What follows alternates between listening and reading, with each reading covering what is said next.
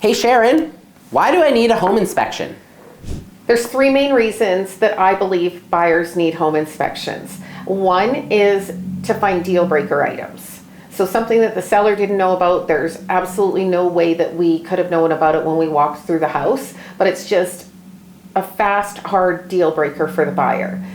And then from there, we step down into finding items, again, that the seller may not have known about and that we couldn't have seen, but they're things that could be fixed. So an example of that is something like a cracked heat exchanger. A seller may not know that the heat exchanger is cracked in a furnace, and there's no possible way that we could have seen it when we walked through the house, and that's why the home inspector's coming in.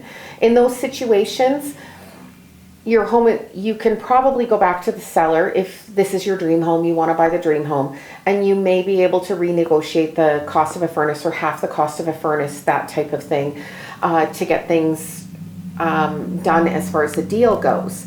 But from this standpoint, I want to reiterate that home inspections are not for going in and finding phantom things to renegotiate the contract on, or minor wear and tear items to renegotiate the price that you agreed on the contract.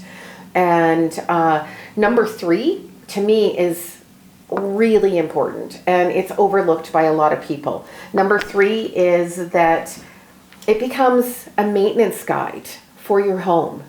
So when else would somebody go through their house for 2 or 3 hours, maybe call a professional in that could walk through everything and say, hey, like this is going to need a little maintenance here. It's minor, but you should put it in the budget for maybe 2 years from now. This one here, again, minor, but you should watch it and make sure that it doesn't get worse, and it could be fixed in 6 months, a year, 3 years.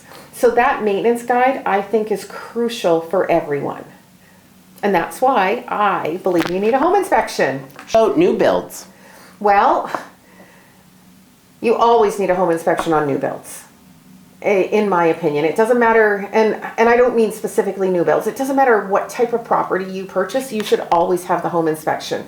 And if you get a home inspection on a new build, then it, again, is going to give you that guide to go back and talk to the builder about.